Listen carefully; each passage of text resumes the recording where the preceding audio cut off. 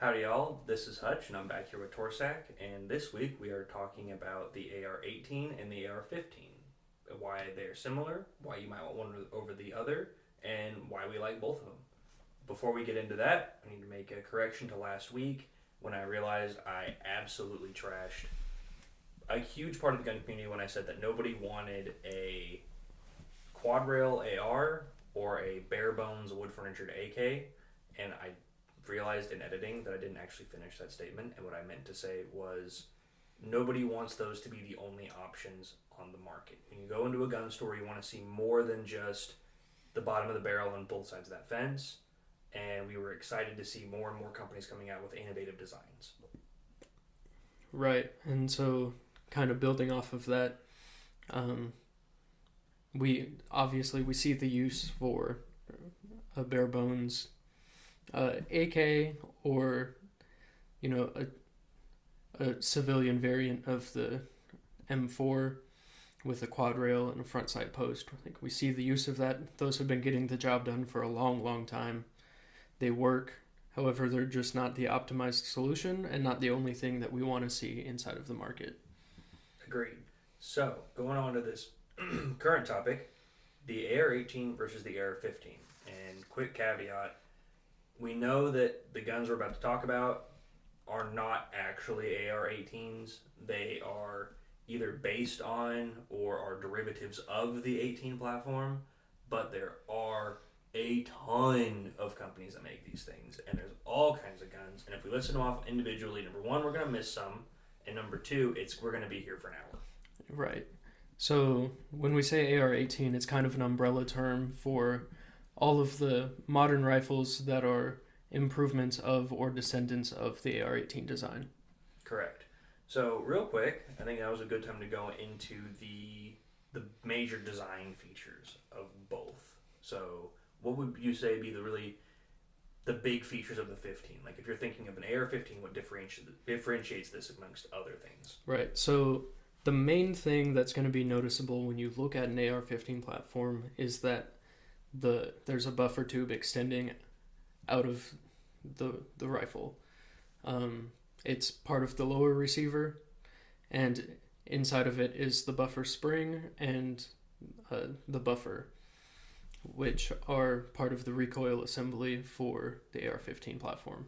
Gotcha. And the other side of that fence, the AR-18 style stuff, they have a fully encased upper receiver where the recoil system is part of the upper, which means that it allows for a folding stock, which allows for ease of transportation and ease of storage. And it allows for you to do a little more, I would say, customization as far as stock goes, because there's not a buffer tube you have to design the thing based around. Right. And I mean, there's plenty of aftermarket for the AR-15 there, or for the stock, but it does open up some options. So what benefits, since there's folding adapters and stuff for the AR-15, what benefits might an AR-18 have there? Well, I would say there's two for that. The first one being that with the 18, you can, in case of emergency, you can actually operate the firearm with the stock folded, which you can't do on an AR-15 with those adapters, because either, number one, the vast majority of them aren't going to let you do it because it's a safety hazard. But if you do some cheap Jim Bob like mechanism in there and you try to fire that gun, if it does go off, you're just going to get a bolt carrier coming at you at the speed of light. So it's going to be a really bad day for everyone involved. The second thing is, once you start getting into that level of modification on your firearm, unless you really know what you're doing, there's a chance you're just going to introduce problems that wouldn't have existed otherwise, as opposed to the 18, which is designed to operate that way. Right. So I guess diving slightly deeper into the AR-15, it was designed in 1956 by Eugene Stoner. It was the second of the AR series that he designed. They're typically direct impingement, though they can also be short-stroke gas piston systems. Gotcha. And the AR-18s, I don't actually remember which year they were in. I think you have that written down. It's 1963. 1963, there we go. That's why we have numbers man, because he's smarter than I am. And Those are a little bit different in the sense of, again, they have that fully captured recoil system. They are, as far as I'm aware, always either short stroke or long stroke gas piston systems. There aren't any direct impingement variants of it. And really, I think those are the two big differences. Like, that's really the defining feature of them. And they were only built until 1985, and they didn't really see a lot of whole commercial success on that until things like the FN Scar, the CZ Bren, or the SIG MC actually came to the front and kind of brought those ideas back and showed what could be done if the system was handled properly. Right. So, what other features might an AR-18 have to differentiate it from an AR-15? So I think the only other big one is the style of loading or the manual of arms, in the sense of a lot of them, again going back to that FN Scar or the Robinson armaments, have a side charging handle. Little shade to be thrown, the Robinson armaments had a non-reciprocating charging handle many years before the much more expensive FN Scar did. So maybe look into them a little bit more when looking into spending a bunch of money on a really nice rifle. But it allows for a very similar manual of arms, and I honestly think that the side charging handle, left side specifically, not right side like the AK, allows for a more natural manual of arms because your left hand is always kind of nearby where your mag well is, which makes it convenient.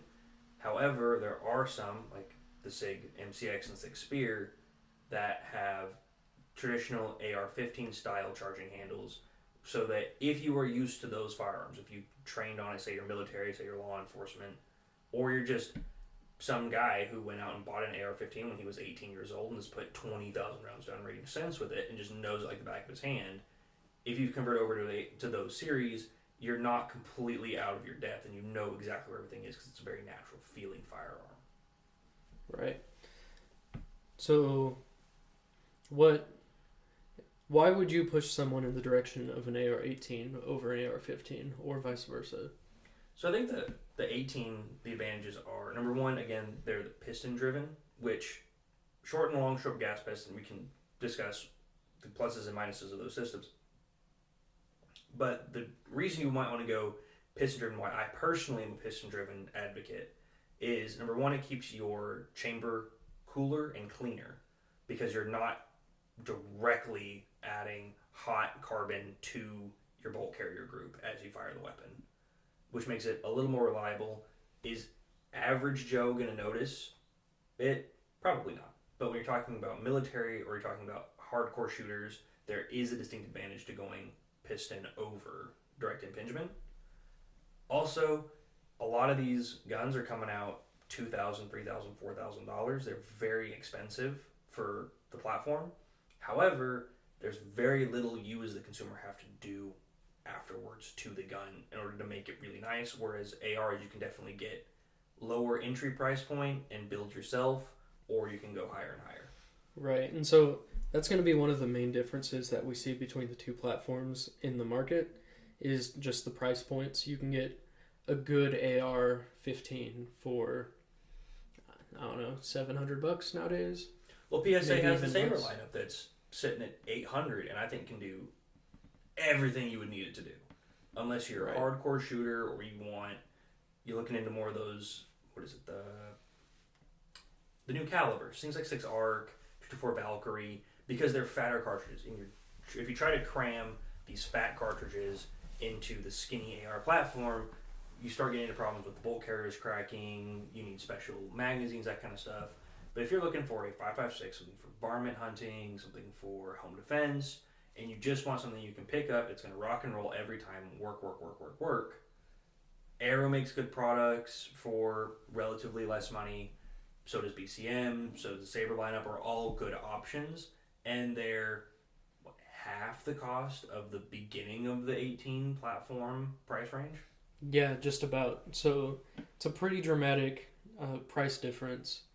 And like you said, it's going to get the job done. It's going to do the work you need it to do for the most part. And so I might add with that even though there's some disadvantages that you mentioned, a lot of those are kind of counteracted by the fact that most AR-15s on the market are all patterned after mil spec, and so you can find a whole world and a half worth of aftermarket parts, and most of them, as long as you're doing your research, are going to be compatible with your platform. So if you need to replace any springs, any ball detents, like whatever the case might be, it's pretty easy to find that stuff. That's very true, and I think that's, to me, the two biggest advantages of going 15 over 18 is the price and the aftermarket support, because you just can't beat it on either of those fronts. I'm an AK guy, and even I admit, if I'm looking for parts and stuff, it is so much harder to find realistic quality parts for an AK than it is for an AR. AR, you go on Google and you type in what you're looking for, and there's 30,000 results instantly from everywhere. You can get anything and everything you want, and no matter where you are in the price range, there's always an option for you, and it's much more of a tinker's special than the 18 series would be. And that's why I personally tend to lean more towards AR-15s, because I love to tinker. I love to build. I like playing with my stuff, tuning it. Like I said, tinkering with it, changing out parts, trying new things.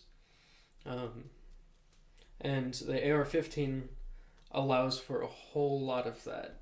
I can buy an upper receiver to slap onto a lower receiver I already have, and be able to change out between cartridges and gas systems and all of that stuff really quickly, really easily, and so it's a tinkerer's dream.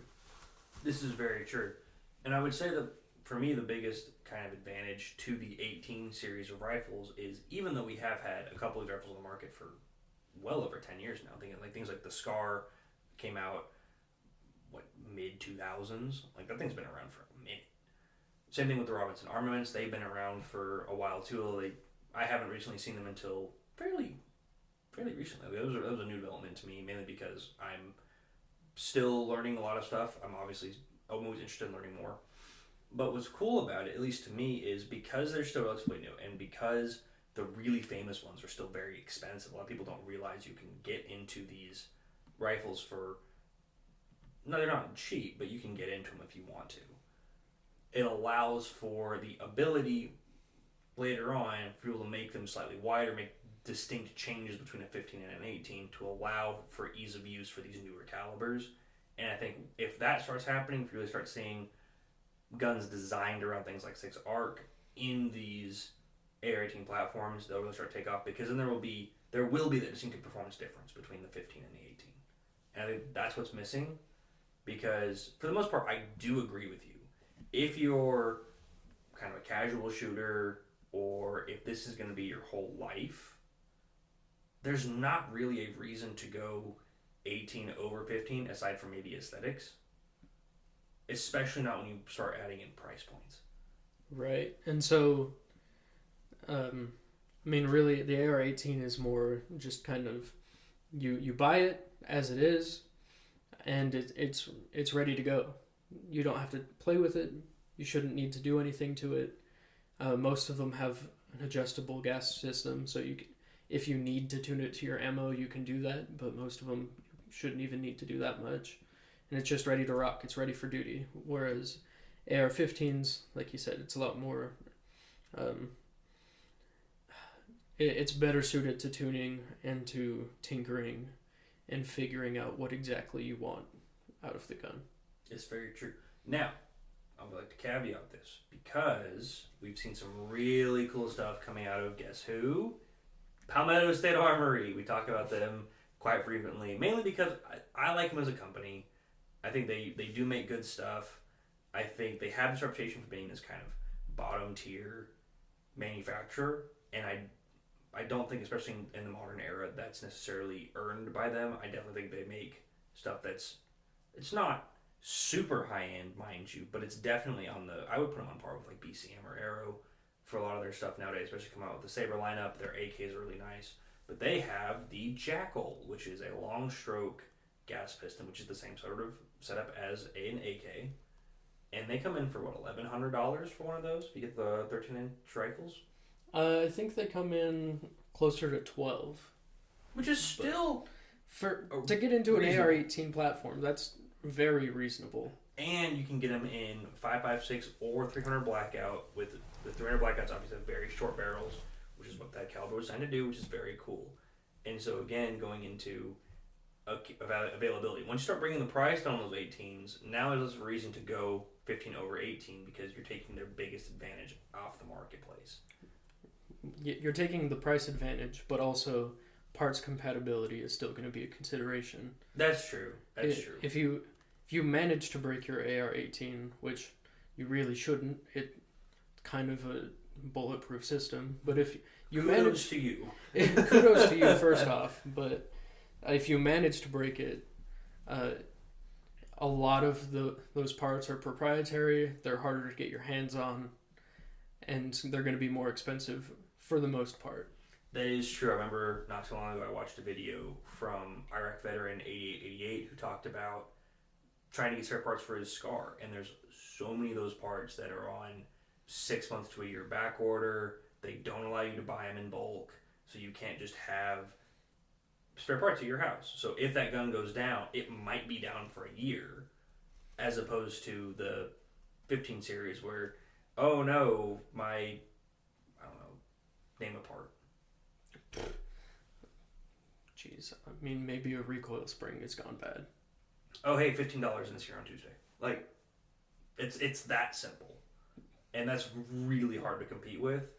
And the modularity is really interesting for me on the AR because it is so easy and so effective to just swap things out, to replace things. Realistically, if you're first getting into like tinkering on firearms, I would have to say go with an AR-15 because they're so easy to work on. And it's so easy to work on, and it's a great way to learn about firearms too. You might want to start off with a shorty 300 blackout for home defense, but hey, now that you're more into shooting and you're curious about, I don't know, 6 ARC, you might build out an upper that you can just swap onto that lower you have for some long distance shooting out of a 6 ARC.